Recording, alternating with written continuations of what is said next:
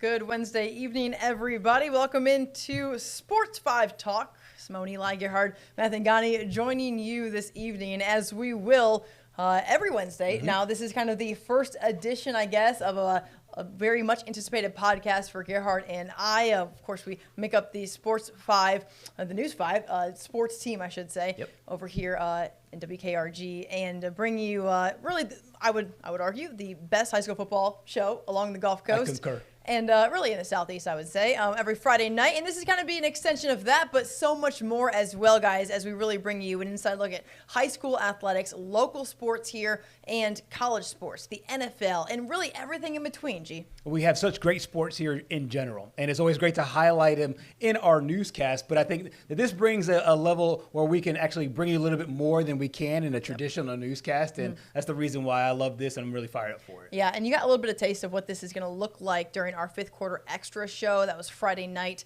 and super fun to be able to kind of launch that on Friday. We appreciate more than 40,000 views on that fifth quarter extra show where we kind of went through high school football highlights and really gave you an inside look at what that looks like. And I think it was just a little bit of a taste test of what that's going to be every Friday evening, not at 1 a.m. like you did see the first debut of that one, but closer to 11 p.m. hopefully.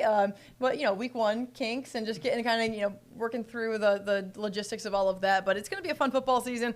I already feel like we're in mid-season form in terms of our exhaustion, but everything else is we're just getting started. We certainly are. And honestly, I think this time of year is always just so much fun for everybody because there's so much anticipation that goes into this, so much work that goes into this as well. And now that we're here and getting a little bit of chance to find out, who these teams are, did that in high school last week. We'll do that in college next week. We'll do it in the NFL the week after that. This will be a really fun platform to really talk about all. Yeah, I can't wait. And we are going to kick things off with a little bit of high school football discussion. Our game of the week for week 2 is going to be the Battle of the Cannon. It's a rivalry, one of the oldest in the state that dates back to the 30s, I think, is what we were looking at today. Right. And in most recent history, this has been a game that has been dominated by one team, and they did not let that not be well known in last year's matchup, of course, over at the Lip, as McGill takes on Murphy in just week 2 of the season this year. And Gerhard, it's going to be a good one and a huge opportunity, really, for both teams. I think this game presents a lot of interesting dynamics because, number one, it's a region game, so it's really important as far as the playoff picture is concerned. But also, number 2, you have 2 second-year coaches, Justin Hanna over at Murphy,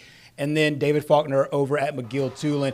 Both these guys are really understanding their teams a lot more. I think this time last year, you're starting to just learn who your guys are, learn their traits and things that make them tick. Now this year, they all have had a little time in the system, and now it's time to really build on the foundation of last year. So I think both teams are really fired up for this game. Yeah, and if you could see here, obviously, this is the celebration from a year ago, McGill winning this game. And it was different, and a little different for the rivalry because they were celebrating with the cannon at the Lip, which is not what has been done in years past, obviously, with the situation and not being able to paint the cannon in Midtown. Did you ask Coach about the day? I know you talked to Faulkner today. Did he say anything about what the plan is? I mean, the game is at Ladd this year, so what do they do? Bring their own cannon? I mean, what do they want to do with that? He wasn't really sure what they were going to do, but I do believe he said that he believes that they will bring a cannon, and in some way, form, or fashion, they'll still be able to tote your own cannon, guys. Tote your cannon and just get and your paint. Right. And if you lose, just leave. And if you walk win, go ahead and paint it. That's pretty much the goal. So where they paint it, I'm not sure yet. I'm sure those details will leak out. But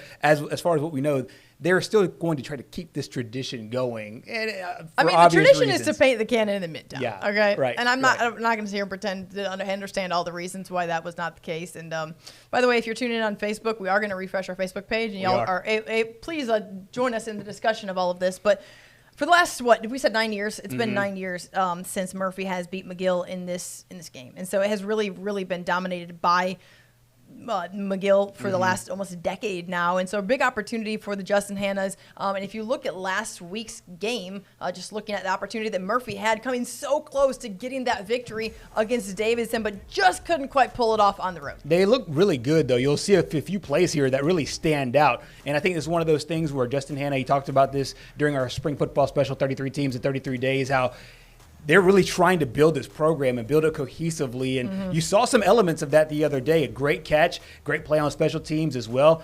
And David Faulkner talked about this quarterback being able to bottle up this offense, and he's done a really good job here so far. So I think that this will be a really tough test, I think, for both teams, and a great way to start out region play. Yeah, I absolutely agree. And like you mentioned, I mean, this is a team that is hungry. You know, they're a team that when you go into year 2 of the season, it's always going to be a little bit easier than year 1. I mean, for both programs. Right. I mean, obviously both teams going into year 2, and Coach Faulkner, when you have a starting quarterback that's returning, and when you get those reps, and when you just understand what the system's going to look like, and he's a college coach. I mean, he knows what it takes to compete at a high level and to coach at a high level.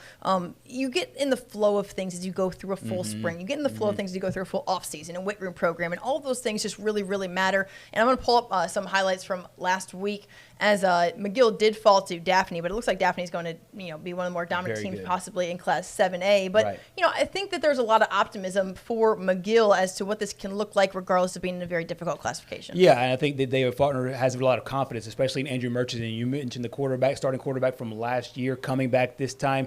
And I mean, these highlights are against probably one of the state's best defenses in Class 7A. At least down here, that's for sure. That's exactly right. The Trojans returned 9 of 11 starters back from last year, so Kenny King's group has a really, really strong team going into this year. So it's a really tough test for McGill offensively, but there's a few things, and Coach Faulkner mentioned that to me in our conversation today. There's a few things that, hey, we buttoned up this here on third down, situational stuff, some third down stuff, first down plays, and not get them behind the chains. I think that they can really build on something, and then I think that's why this game in the region, for them to get off on a good note, is really impactful for them and special for what they're trying to achieve in the very tough Class 6A Region 1. Yeah, I totally agree. I want to play a bit of what you and Coach Faulkner spoke about earlier today. Let's take a listen. We really don't talk a whole lot about the previous games. We're just trying to focus on this Friday and what we need to do this Friday to win the game, and that in itself is going to be completely independent of the past 10 years. So we're going to have to play well Friday if we want to keep moving forward in the rivalry. But we don't talk about it, but I'm sure and they hear it from their classmates, and probably a lot of our guys have older brothers that have played in the rivalry recently and all that. So I'm sure they're hearing a little bit of that. I'm sure the coach is right. Listen, man, it's a rivalry game. He's spoken like a true coach. I mean, that right there was the most coach speak answer. I love you, Coach Faulkner, but that I've probably ever heard in my life.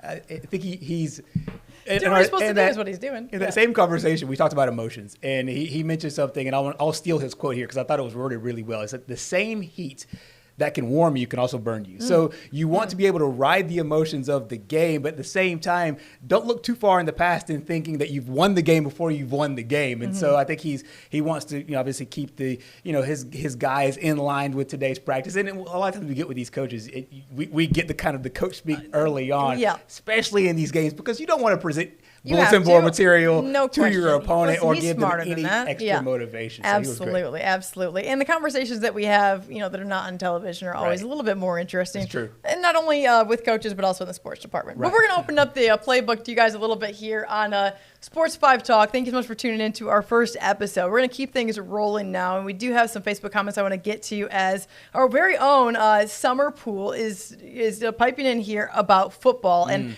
I appreciate the comment here, Summer. I know that you are an MGM graduate, and obviously the Vikings have a ton of momentum going into this game. They are going to replace a lot of key guys, most especially quarterback Jared Hollins, who is now at South Alabama. A week 1 loss at pace, but what an opportunity they're going to have this week, Gerhard. Yeah, 2 great games. I think MGM did a great job scheduling these first 2 games. Yeah. One, a very good pace team that I expect to have a lot of success this season, but then game number 2 against Gulf Shores, the defending 5A state champions who bumped up into Class 6A. So this will be a really tough test, I think, for Zach Golson and his crew. He knows that they lost a great senior class, a very productive senior class, and you mentioned and their quarterback, but this is the quarterback that's stepping in this year. And Shondell Harris, who played running back last year, was an athlete, real playmaker for them. And so now he's stepping into that quarterback role. Yeah, he absolutely is. And again, this is not something to get down on for Summer or anyone else who is, of course, a faithful fan of MGM. There's a lot of season left, and at the end of the day, there's a reason that you're playing non-region games to start the year. And when you see plays like Shondell Harris, what he was able to do with his legs, and we know that he can fly around and do a lot of positive things. You got to be excited about what the future is. There's a lot of young guys and a lot of upcoming talent for sure. Now, on the other side of the ball, you obviously have the team that just won the Class 5A state championship. And so now moving up into 6A, of course, for Gulf Shores. Mark Hudspeth also has several pieces to replace in the Ronnie Royals of the like. But when you look at who they have kind of next man up, Colin Wilson can tote the rock as good as anybody. He certainly can. And you think about a guy like Jermichael Garrett, their fantastic linebacker, plays a lot of positions. He can play offensively as well. This is a really solid team, I think, from last year. Last year was a real core. They built a foundation, had a strong group of seniors. You mentioned Ronnie Royal. And I think that they showed them, hey, this can be done at this school. And then after they did it, now it's time to build on that. And I think that's the mantle that Colin Wilson and the guys will take going into this football season. You think about a guy like Otto Brewer last year. All these guys that really set a foundation for the Dolphins. And I know they want to get the taste out of their mouth from what happened on Friday night. They don't lose a lot. Lost to Choctawhatchee, who's another great football team out of the Sunshine State there in Florida. And so I think this is a really good battle between two teams looking to prove something not only in week 2, but for the 2024 season. Yeah, absolutely. No question about that. And again, an opportunity for both teams also to be able to get another game under their legs before they have to get into region play, before they have to really, really take it. And I'm not serious. It's all serious, right? Sure. But to the point where it's going to count against you, or it's really, really going to matter in that regard. And so Mark Hudspeth and company going to make the very lengthy trip all the way to Sims, Alabama. So it's quite the drive, no doubt. Definitely when you're in the middle of the summer trying to make the drive from the beach all the way to somewhere in West Mobile. All right, guys, we're going to keep things rolling because there are going to be some teams playing in region this week, including in Class 7A. Baker started the year with a huge win over Theodore on the road. Juan Johnson's first season leading the Hornets, and a huge win there. But going into week 2 now, you're looking at bringing in Alma Bryant team that has struggled lately, and you want to go ahead and start, of course, 1-0 in region play. Whereas the Hurricanes probably licking their chops to try to come in and say, hey, this is our first game of the season, and try to play upset, so to speak. Yeah, and I think that this is a really interesting game because, like you mentioned, with Juan Johnson coming off that big win, and then Alma Bryant being able to play a jamboree game and then take some time last week while they were open to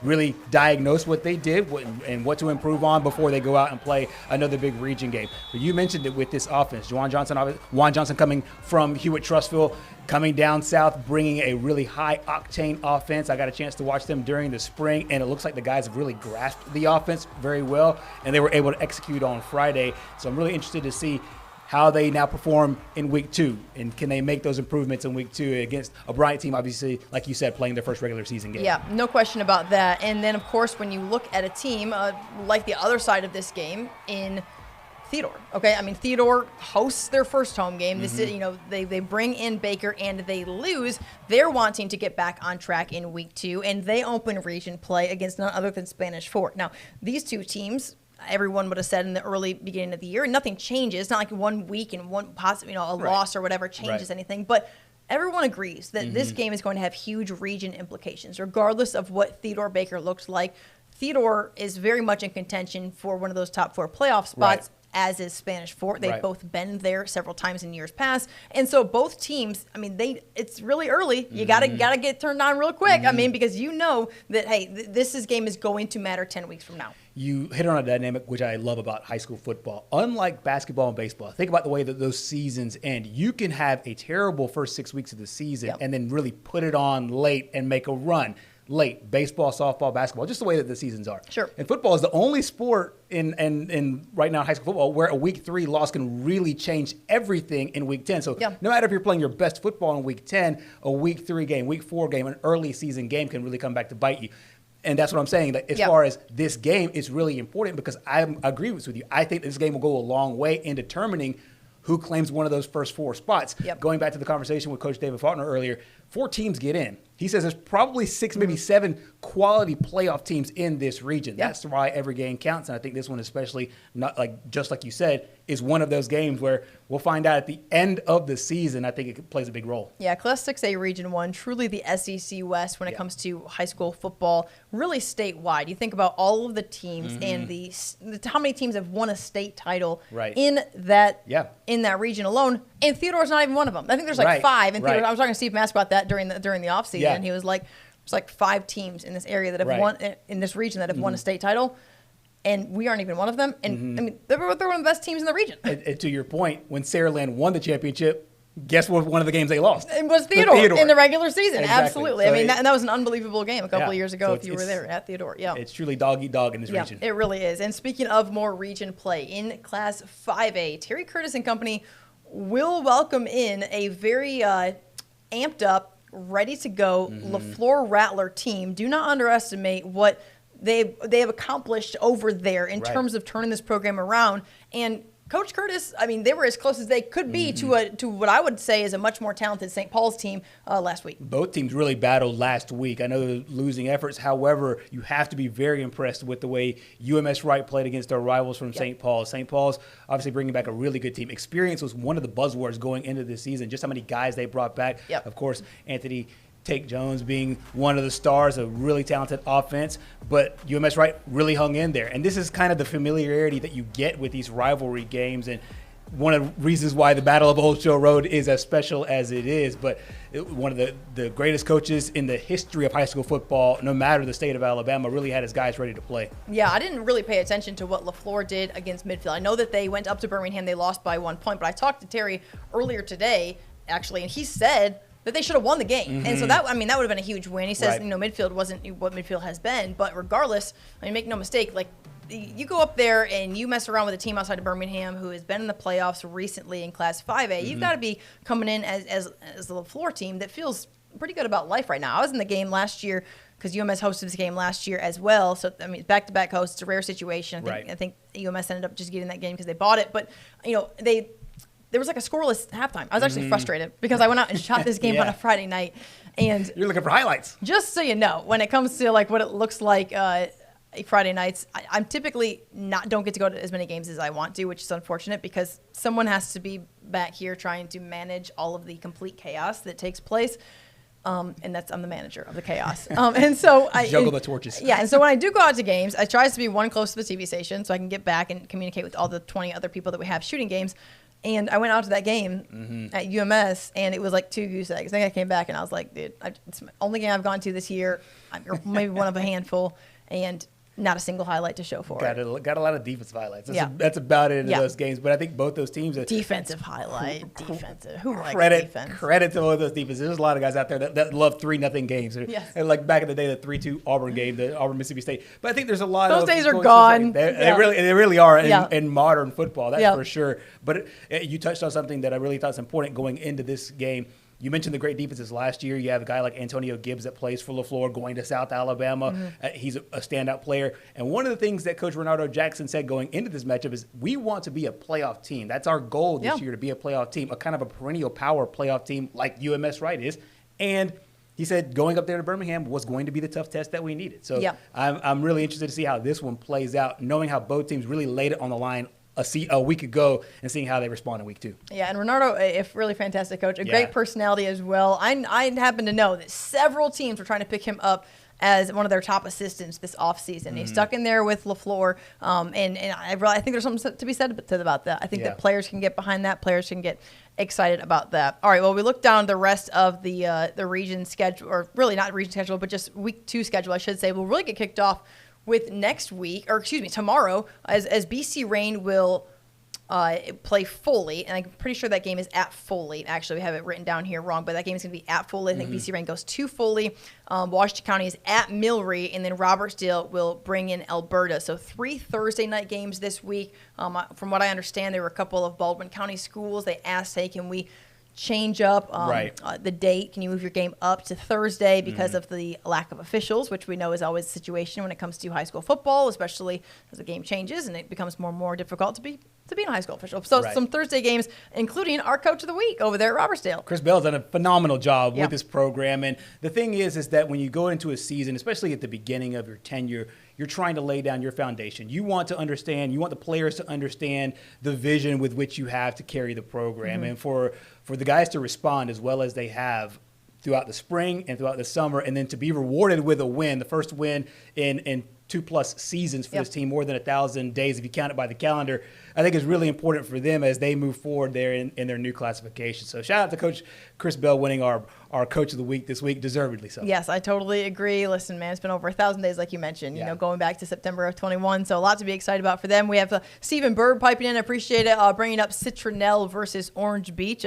really an opportunity for both teams. That's really what this is early in the year when you look at what non-region matchups and what the opportunity can present themselves for. Citronelle picked up a huge win against Milry in a game that, listen, I mean, Citronelle's starting quarterback used to be at Milry. There's a lot of these guys that know each other. They play park ball together, or they move back and forth from schools. And so a big win for them. Now they go on the road to play an Orange Beach team that is licking their chops to have an opportunity to win with a new head coach. Yeah, Coach Wade Waldrop's done a really strong job down there. There's a lot of changes going on at Orange Beach, obviously, with the new Sportsplex coming on. So there's a lot of momentum down there at the beach. And then you talk about Citronelle, a team that we expect to take that next step going into this year. A lot of guys back. You mentioned Edmonds, the quarterback, back this year. Elijah Owens had a great game in that game against Milry in the first the season opener against Milry. So he's a baller. Yeah, he certainly is. And I think that this is a solid test, I think, for both teams as they go into region play the following week to be able to try to get another one as far as put together another strong 4 quarters like both teams did last week. Yeah, absolutely. Yeah, we look down. Appreciate the Let's Go Canes from Mr. Beach there. Nice. I agree with you. Personally, this is a professional show, so I'm not going to tell you. I think that we can let some allegiances play out here. Speaking of going to games, I'm actually going to be there for at least a drive or two. As you should. That'd be good. I know, no doubt. It's a family time. Well, if you're just tuning in, you're listening to Sports 5 Talk. Gerhard, Mathangani, Simone, Eli joining you. Full disclosure, listen, we're kind of learning on the fly here a little bit. I mean, this is like podcast form. Right. All Gerhard and I do is talk. Often about sports, not only on the air, but also behind the scenes. But we're still trying to figure out this video situation over here. How do I play video and talk about games at the same time and stuff? It looks like I'm doing a lot of looking at all these monitors and trying to manage everything. Gerhard's just over here looking good and just trying to, talk about what's on his computer. I'm the one over here trying to be the actual brains behind, how we keep this operation going. Let me take and then producer Pat is over there trying to keep us on the air. We will give you some insight on producer Pat because producer Pat helps put all this thing together. But no, Simone, I will say though, you are playing technical director, regular director, host. I'm not gonna lie. Audio engineer at times. I am not gonna lie. This is hard.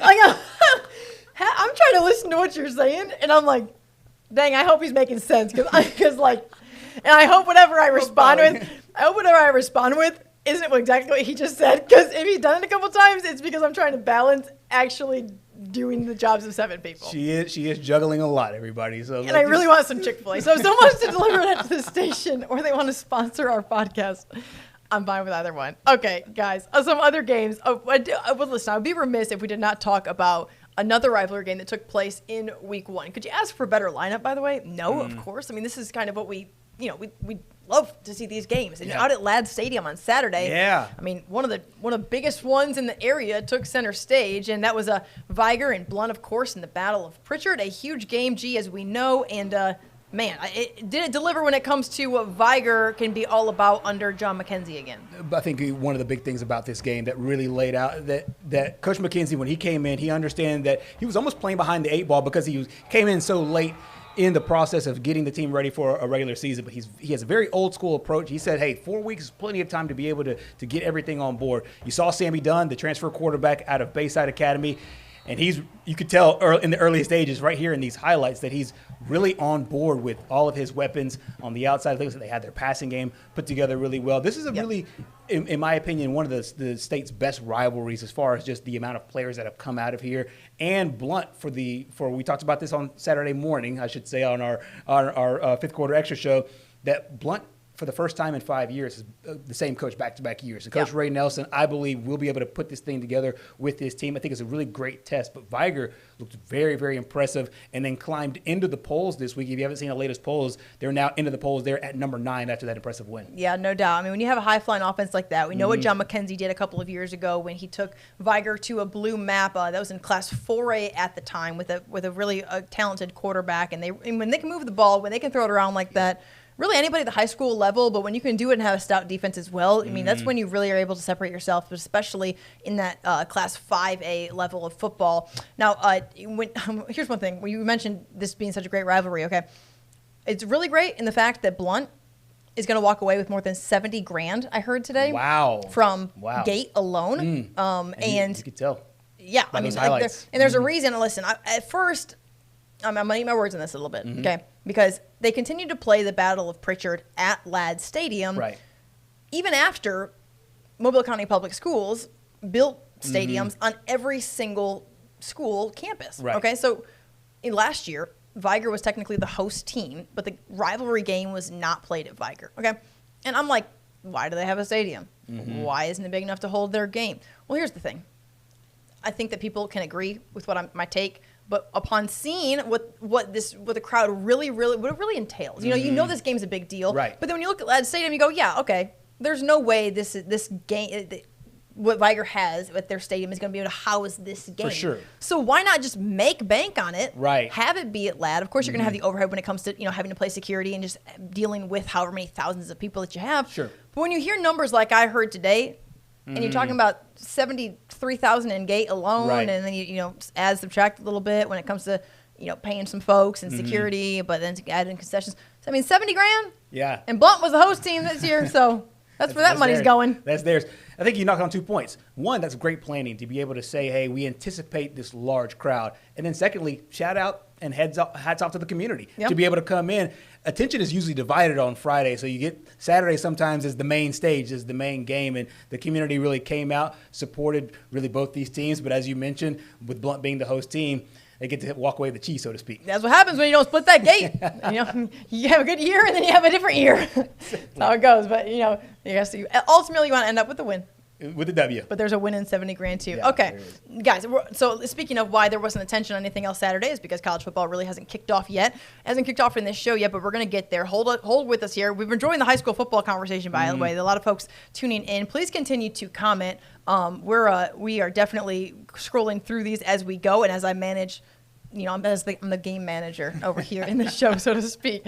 G, what are some other games we'll be looking forward to on Friday? Okay, so a few more to look forward to. Demopolis and Jackson. Jackson remained the number 1 team in Class 4A despite losing their season opener to Saraland.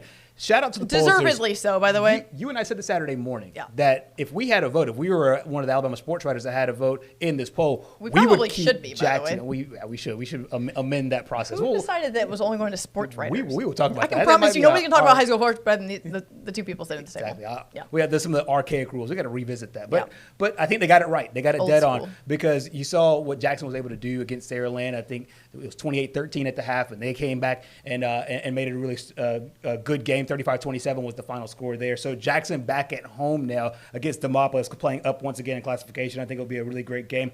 Williamson got a huge win over Booker T. Washington out of Pensacola, 52-7. Funny story about the Williamson game, by the way. So we had a photographer out of the Williamson game, just to pull back the curtain a little bit. All right. Mason, I'm not putting you on blast. I love you. We love you, Mason. Your highlights looked great. They honestly did. Okay, but Mason is shooting football for us the first time literally ever on Friday. And there's a learning curve for everybody, and we all kind of have to get – producer Pat's back there. He's rubbing his – so it's about 9:45, and I look up at Kendra, and I say, where's Mason? The show starts in 17 minutes. 17 minutes. And I'm like, where's Mason? Why don't we have Williamson highlights? He's at Ladd, which is like 10 seconds away. He's relatively new. Clearly, I did not have a detailed enough, email out to everybody for fifth quarter. So I said, "Where's Mason?" And she's like, "I don't know. I'll call him." I'm like, "That'd be a good idea. Like, 'cause we need the highlights." Yeah. And they're not in. She calls him, and she's like, "Simone, he's at Ladd." I'm like, "Is he lost? Is he sending back the highlights from there? Because if you go somewhere near the station, you're just going to drive back, and you're just going to send it to the show or send it to me from in-house. Like, you're not going to edit in the field, right? If you're 5 minutes away." Yeah. 50 minutes away, you're in Sims, you're out there, doing all that. You're going to send it back. Okay. I said, "Why is he still there?" I asked him, and he said, "It's like the fourth quarter." She said, "What's the score?" And he's like, "It's like 52-0. I'm just going to stay till it ends." No, come on back, Mason. Come on back, Mason. You've got your highlights, Mason. We've got enough, bro. Like, you have done your job. He came back, and he dang sure had some highlights. He had some great ones. He had some highlights. I was like, okay. I need to be, and do not assume things when you send the email for the planning, for football planning. We're much more specific, and shout out to Mason for the dedication and staying into like a 50. What was the final score in that game? 52-7, I believe. A lot. So, okay. At the time, it was 52-0. Yeah. In like the third quarter. 52-7. So for the Williamson fans out there that didn't see the highlights on fifth quarter, it's not Mason's fault. We love you, Mason. However, we got to get those highlights out. Yeah, we got him in the house, bro. You probably could have left in the middle of the first in that one, but shout out to Antonio Coleman and company. Where are we in the list here? Where are we at? Okay, so just keep floating down the list. You got W.S. Neal at Excel, Monroe County, Escambia County. Did you hear about Cottage Hill? Cottage Hill hosts Satsuma. Cottage Hill, Satsuma. That's another great one. Another great inter-classification battle there. And then another one between Bayside Academy and Marbury, Clark County, Leroy. That's a great matchup between two ranked teams, Clark County in 2A, Leroy in Class 1A. But how about one game I really want to point out here, Simone? Bayshore Christian at McIntosh. The first ever game for Bayshore Christian in their history. Coach Phil Lazenby leading a really, really strong unit that I know they're really excited to get their program started. Yeah, and I know that Bayshore did start their actual season last week in terms of the scrimmage. In a jamboree, And I want to pull up the score from that because I think it was pretty cool. Exhibition game.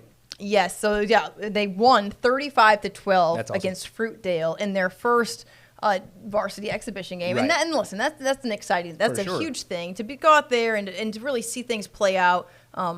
It's exciting. Coach Lazenby, we know, has done huge things. Incredible career, so many years at Bayside Academy, of course, is the head coach there. And so it doesn't surprise me to see him to really roll in there. But I think it's one of those things, and this is really for all sports at every level, and anything that you do is like, you don't know what it looks like until you see what it looks like. Right. And especially when you're building a program, I think there's an extra anticipation when it comes, because when it comes to that. And this is what I love about football, and especially football here.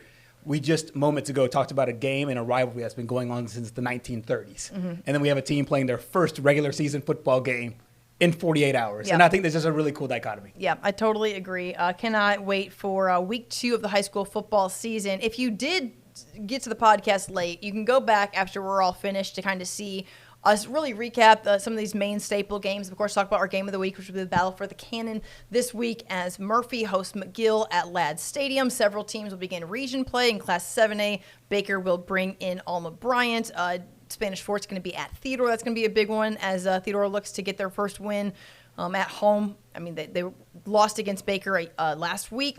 And Blunt Saraland, St. Paul's is going to be at Baldwin County. These are all region games, and LaFleur at UMS Wright. So a handful of teams kind of kicking off region play. It's going to be a fun one as we get into week 2. Especially 6A Region 1. Yeah, no question. We will see how that one plays out. All right, guys, let's talk week 1 of the college football season. I feel like I should have some music.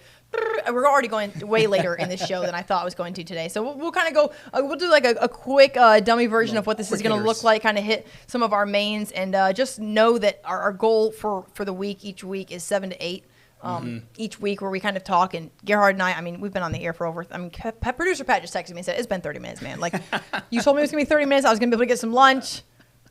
And then we got 30 minutes in and we're still talking. This is an extension of our sports office, by the way. This is truly an extension of our sports office, especially when we talk about high school football. It's our passion in life. Let's talk about college for a minute. South Alabama is going to open things up at home as the major Applewhite era is officially underway beginning on Saturday, G. Yeah, North Texas comes into town, and this is a really, I think, great game to start out for both these teams. North Texas 5-7 last year, and South Alabama, a team that won the 68 Ventures Bowl, the very first bowl game in program history. And then Kane Womack, a great head coach, got an unbelievable opportunity to be the defensive coordinator at Alabama. So in steps Major Applewhite, the offensive coordinator for Coach Womack, and he's really kind of hit the ground running with these guys. He has his quarterback back in Gio Lopez, who actually won the MVP of that 68 Ventures Bowl. Timing. It was almost like he knew what was coming up next in that video there, G. Yeah, you're a real professional. Yeah, I try over here. I do try. But so I think South Alabama comes into this game with a lot of momentum, and I know their fans will be happy to see them back at Hancock Whitney Stadium after playing there and winning there the last time they were there back in December. Yeah, 3 touchdowns for Gio Lopez in that game. He had 4 in the season, I think 400 total yards. And, this is a guy, I think he exudes confidence, as he should, when you continue to play the same system because you kept a guy who was already on staff. Right. So, Coach Applewhite, Gio Lopez already have that. You just got to have that with your offensive coordinator. You got to have that with your head coach. Right. What that looks like if you're a quarterback. If you don't, you can see it on the field. You can certainly see it in practice. And the opposite is true as well. you can see when guys are in unison. You can see when they're comfortable. And Right. I've really felt that. We were at media days. Gio Lopez wasn't there. There's still like a quarterback battle going on. But you could just tell in the way that everyone's kind of handling themselves is that there's a quiet confidence. I don't think South's going to go out there and try to pump their chest and say like, hey, we're here to win the Sun Belt. I mean, I think they feel it. Right. I think they feel like they have that confidence, and Yeah. they should. They have a lot of key pieces returning. They have a lot of excitement, as they should, because Major Applewhite is familiar with this program. He brought back Will Wyndham as a defensive coordinator, Right, and that's right. a lot of happiness in the locker rooms Yeah. for that, him returning, of course.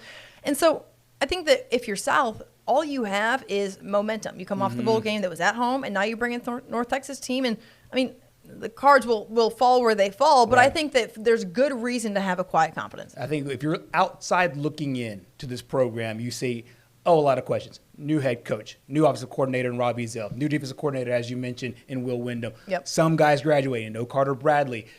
But if you look at it from the inside, you mentioned that quiet confidence because I do feel like they think they have enough pieces that are back from last year mixed in with the guys they brought in, both from a recruiting standpoint and the guys in the transfer portal that Yep. they were able to bring in. They believe they have a really solid football team. Then they have a little bit of momentum as well, and also a chip on their shoulder, so to speak, because last year in the last game ended the way they wanted to. But there were points in the season where they thought we should be There playing were ups and better. downs, no doubt. Should be playing better And you than this. wondered what really was going on. And I mean, maybe that's not all for like us to know in the media. We were both athletes, and For we both sure. have an athletic Yeah. minded. It's just how we operate, professionally. Of course, we were TV personalities, right? But we were athletes first. And so I think Yeah. that with that comes the ability to understand that different things that happen behind the scenes in practice in the locker rooms, and you hear the rumblings and stuff, and what you advertise and what you put out there in television is for what is appropriate, right? Sure, And so if absolutely. there's I don't ask people to peel back the curtain in a public realm if they don't feel like that's what is appropriate, but we have a lot of those conversations, and I think that it didn't always feel like they wanted it to feel behind the scenes for whatever one reason or another. And I think that kind of played out on the field sometimes. You saw moments where there were huge wins. And then Right. you saw moments where it was like, no way should South be dropping that game. And so it just seems like everything has that sense of just calm straightforwardness. Like this is a new reset, a new era as Right. well. I mean, Kane was unbelievable at South. What he's Yeah. done for that university in his time previously there as a defensive coordinator and then as a head coach for 3 seasons. I mean, all you can do is shake his hand and say, dude, thank you. Best of luck Right. at Alabama. And also say, it's okay to make this majors. You know what I'm Right. saying? Because every Yeah. coach has got to make it their own. And just the way that Kane made it his own when Kane Womack was here. Yep. And at every chance when he's in Tuscaloosa, I'm not sure how many times that people have been able to watch his press conferences, he always shouts out Mobile somehow, some way, finds a he way says to he wants to work it retire in, down and- here someday. So yeah, Exactly. You're not going to find folks on this show, at least the 2 hosts, saying anything sideways about Kane Womack. Right. We are big Kane Womack fans. Yeah, so. and I think he did a phenomenal job. And, kudos to him for picking a very good offensive coordinator in Major Applewhite, who Mr. Joel Orman and the entire staff there at University of South Alabama said, this It is was the an easy guy choice. we Yeah. want to lead our program. Very easy choice. And just like Alabama made a very quick choice from Coach Saban to Coach DeBoer, like manner, South Alabama made a very quick choice from Kane Womack to Major Applewhite. Yeah, absolutely. We're going to listen to Major, and I want to point out that, man, he's gotten really good at interviews, by the way. Yes. Yeah, yes. It's a heck of a lot better from when he first started. And listen, I can say that out loud because honestly, I told him at Sun Belt Media Day. So let's take a listen to Coach earlier this week as they prepare for the Mean Green. The Mean Green. The Mean Green. So there's some things that that you can do practice schedule wise this week to make sure everybody's fresh and ready to go, especially your coaches. It's not like you're in week 7 where you just got the film Sunday morning and you're trying to diagnose it in 48 hours and come up with a game plan. You've had some time. They're obviously going to game plan us, or at least what he thinks of us, and have some wrinkles, and that's going to be a big part of the game is the in-game adjustments and how we handle being able to adjust to the different wrinkles that they're going to throw at us and the motions and the shifts and those types of things. So I think that with anything, and if any sport, but most especially football, you have no idea what it's going to look like until you know what it's going to look like. We just talked Right. about it when it comes to high school. I mean, whether it's Bayshore Christian Right. or whether it's a Division I football program, everyone wants to see what this is going to be when you get out there on the field. And so to go in with questions and to go in with, hey, like this is what they think that we're gonna show. I mean, that's normal coach speak, but there's honesty in that as well. But I think that they're taking this in stride. They know the opportunity. They know that they also need to say, hey, like, we are here to be competitive early. I mean, South doesn't want to wait, and the South fans don't want South to wait. They want them to say, "Hey, like we need to protect Hancock Whitney Stadium. This is our stadium. It's hard to play there. It's hard to park, and like that's just real talk.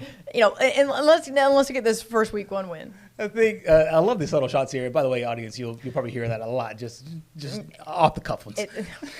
I'm just trying to keep it peachy. Okay. I do love it. Yeah. But there's a wholeness and a truth to what you're talking about, mainly because, especially at the beginning of the season, you don't want to try to anticipate too much. You want to put the work in, put it on the field, evaluate it, and then move on to week 2. But as you mentioned, I think it was one of those things where this is a football program, in my opinion, that knows they can get it done. Yes. But they know they also have to execute as well. And so knowing you can is one thing. But I think with them, they understand that they got to do it on the field at 4 o'clock on Saturday. Yeah, no doubt. And then South will hit the road to Ohio, play a team out of the MAC there, and then be back home against Northwestern State. Northwestern State, that's right. What is that mascot? That is it's like a demon, I think.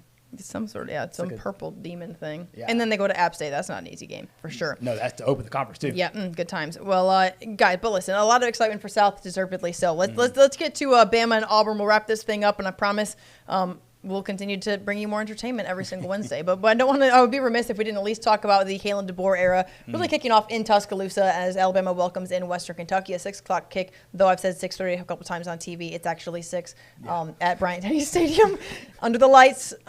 Auburn starts at 6:30. So good times for all of us in state who are unbiased and want to watch both games fairly. We will be having multiple screens.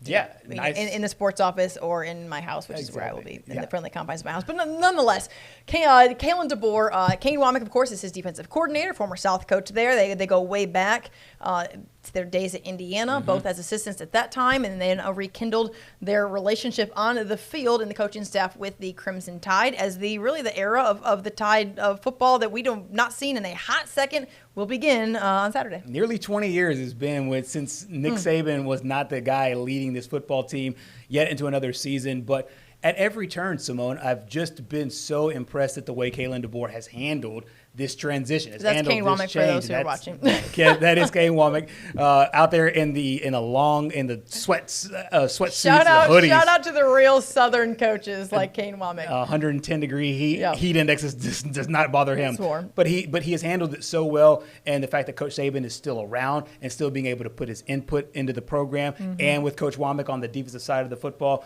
I think it's a really, really nice mesh for this program. And, with Coach Saban, they welcomed a lot of teams. They played Clemson to start the year. I think they played Duke to start the year once, some Power 5 teams. They'll play Western Kentucky. They're a big 33-point favorite in that game. Yep. I think it's a great chance to finally get something on tape, on film. They've practiced for 25 days. I know they want to get out there and get it started. Yeah, absolutely. We spoke, or we heard from, I should say. We didn't speak ourselves, but press conference-wise, heard from Kane Womack. And this year it's interesting for our local folks here in the Mobile area is that the guy, the quarterback on defense, so to speak, the guy who Kane Womack will be listening to, or talking to, I should say, and speaking with. Well, I guess only listen. Yeah. He's talking. They talk back and forth. No. He'll be listening. Okay. Obviously. I mean, they talk back and forth. Like walkie-talkies. Okay.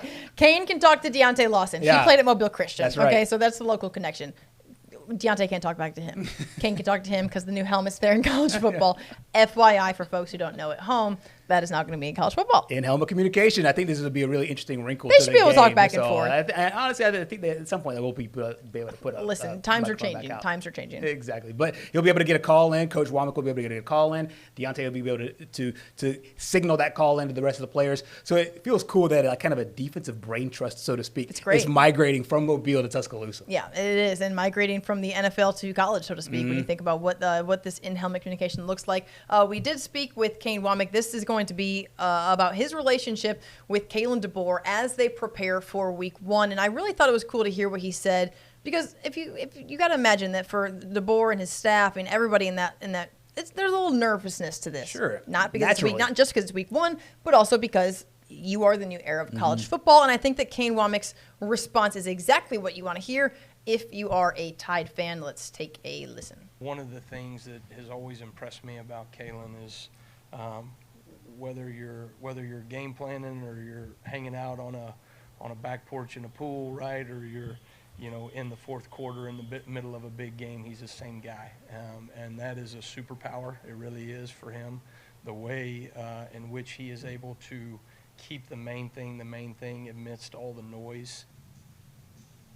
So there you hear really a huge compliment, I would say, from anybody. But, I mean, I think that's part of the reason why Kane decided to go be an assistant again was because he knew that coaching for someone who he considers his best friend or one of his best friends in the coaching ranks on and off the field, he trusts his process. And, man, like, it is so true, though. I mean, Kalen DeBoer, in all of my conversations with him this offseason, since the dude took over in January, have been exactly the same. Yeah. Whether he was at the Senior Bowl celebrity golf outing, whether he's, down here for his team focus like he was, every time that we've had any dealings with him, when you've seen him at practice, I mean, and I don't think there's anything wrong with that. You don't have to be dog cussing guys and acting, crazy. Now, then that works for some, but that's not his style, and obviously it worked at Washington. And I think he understands that he wants his teams to play with that level of consistency as well. And this is not something that he's adopted since he's been at Alabama. He was this exact same guy at Washington, and look where he took the Huskies all the way to the national to the playoffs. And so I think it's one of these things where this is kind of the perfect, a guy that can steal the water, so to speak, and because there's going to be a lot of hype. That's just college football. Alabama's a top 5 team, so nobody's thinking that this team's going to fall off a cliff. But you do need somebody who's kind of steady Eddie, so to speak, and he's perfect for that. It's the perfect person to take over from that regime. Right, and I think Coach Wommack did a really good job of wording that. Like, he is the exact same human being, and that's what you need because then you could have some rah-rah guys on your staff, and I'm sure Kane Wommack is going to be one. There are going to be other guys on your staff that will help deal with the natural emotions, the ups and downs of games, of practices, of getting better, of guys getting hurt. They're all the normal things that come with football, but he's kind of that captain steering the ship, and he's done an excellent job so far. Yeah. And like you said, all of his dealings with us so far, and I'm pretty sure it'll turn up the same way Saturday. Yep, so that'll be a 6 o'clock kick against Western Kentucky as the Hilltoppers head to Tuscaloosa. So we've talked about a couple new regimes, South Alabama, Alabama as well. Well, Hugh Freeze is in his sophomore season. Yeah. And there's only one of two ways to go when it comes to Hugh. I mean, listen, Auburn didn't have some outstanding year last year, but when you're in your sophomore season, that's when people want to see it take the next step. Right. And if you don't take the next step, folks get loud. Yeah. Especially fans in the SEC. Auburn fans want to see the Tigers take the next step under Hugh Freeze, and it will begin on Saturday as they welcome in Alabama A&M. Okay, I don't even think they have a line on this. Do they have a line on this? I think it is it's north of 40. I think it's like 46. If you saw Gerhard there, he got very excited. He started talking about lines and betting and covering the spread. And this is actually going to be a part of the show. We'll talk about him. Not today because we've already run out of time, but he's going to get me into this brain space of talking about what the spread is and betting on sports and just I have no interest, but it's his passion. The great equalizer of all football is the line, and we'll dive into that as well. Have some fun with some picks across the season. Yeah, no doubt. So it's 40? 46. Last I saw. 46? 46 is last I saw. When did they tap out? When did they just stop doing it? Anyway, Auburn hosts Alabama A&M, and listen, man, this is a team that I don't think that we have any concerns as to what it's going to look like when they're actually out there on the field, so to speak, and when it hits 000s. But what it will look like during those 4 quarters of football. I mean, Hugh Freeze wants to see a much more organized and a bigger playbook being run by this Tigers program. You have Peyton Thorne returning as the starting quarterback, and you have some very young and exciting playmakers that you're going to have in the Freeze 4, I think they're calling themselves, and then includes so some receivers and guys back in the backfield that are going to be impressive as well. And so, what will this look like? I think the expectations are very high, not only in house but also out. I think when you mentioned with South Alabama, you talked about the quiet confidence. I think that Auburn has the same, especially offensively. Derek Nix comes in as their offensive coordinator. He came from Ole Miss, where he worked side by side with Lane Kiffin. This is an offense, and Coach Nix put words to it. They want to score 40 points per game. Well, the Vegas line is telling you they'll score north of 40 points this week against Alabama A&M. But this is an offense, as you said, that is retooled. got a lot of great freshman receivers. You mentioned the freshman four, the freeze four, so to speak. Bryce Kane out of Baker, as well as Perry Thompson out of Foley, two of those guys that they'll rely on.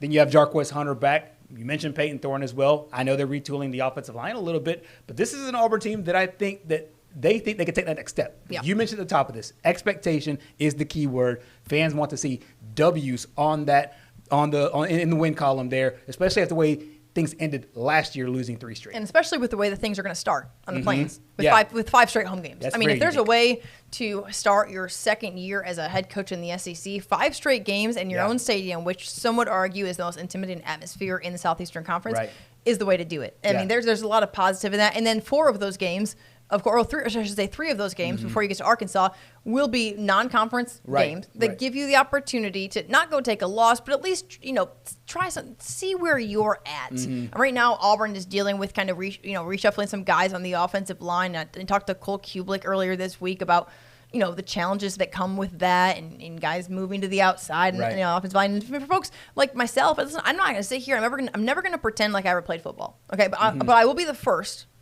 to be in line to want to learn about how the challenges of why is it difficult to be an offensive lineman, and to go from guard to tackle, and to be able to mesh as a unit, and so I had that conversation with him, and why is that a big deal? Because for folks who just watch football, you might not know. Right. Well, the dude's blocking, right? He pulls and he blocks and he snaps the ball, and that should be easy, right? No, I mean, that's such a huge part of the game that often goes overlooked unless the dude's being sacked back there. And so I think that having that, and that's all like basic level talk about this. And I mean, I think that we understand the inner workings of it to an extent. Of course, you played football, so you really do. But I think it's important to note why that's important, why it can be challenging for teams that are shuffling the deck kind of later in fall camp than what you would like before you kick off the year. Yeah, and I think offensive line especially almost kind of works like a basketball team where they need to have cohesion. Everybody else, receivers play on an island. Your running backs need to block. Quarterback plays a completely different mental game than everybody else as well. So you mentioned it. That offensive line, retooling it. Why do they need to retool it? What are they looking for? And that's some of the things that we'll bring you on this show. We'll bring in some guests that can help, color in the lines, so to speak, and help you learn about the game and teach you things that we don't know as well, and help us learn as we continue to watch and enjoy this beautiful game. Absolutely. Cannot wait for week 1, the official week 1, unless you're a Florida State fan, to kick off the season here on Saturday. I know, I'd had to. Shout out to Ed. Love Ed Bloodsworth, our chief meteorologist. But Florida State did take that huge L in the unofficial week 1. But the official week 1 will be Saturday. South Alabama, 4 o'clock kick at home, Hancock-Whitney against North Texas. Alabama at home, a 6 o'clock kick at Bryant-Denny against Western Kentucky. And then Auburn will be at home as well on the Plains for the first 5 games of the season as they welcome in Alabama A&M to start the year. But the expectation is high for everybody. A couple new regimes, sophomore season, so to speak, for Hugh Freeze. And I'm excited to get it rolling. And, of course, the day before that, week 2 of high school football. But if you're a football fan, you're made. This is the season made for you. And also some quick shout outs. Troy will play Nevada, Southern Miss on the road at Western Kentucky. A lot of great SEC games as well. Southern Miss is where? At Southern Miss is at Kentucky. Okay. At Kentucky. Yeah. And then a big one for fans down here, Riley Leonard, the former Fairhope quarterback, leading the number 7 Notre Dame Fighting Irish. Yeah. That'll be cool in and of itself, but playing against his former coach. They were both at Duke, and Mike Elko, who takes the reins over at Texas A&M. So I know that's going to be one of the big national games that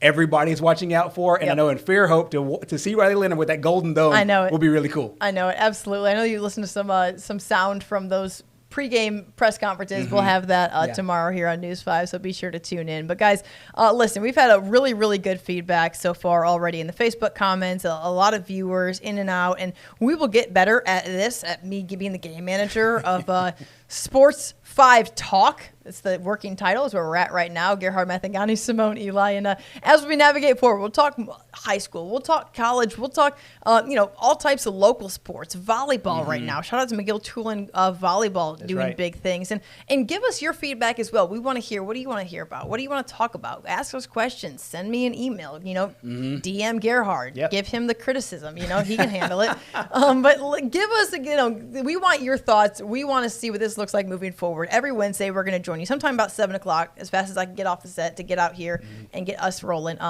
it'll be a fun time. And don't forget, on Fridays we will have fifth quarter extra.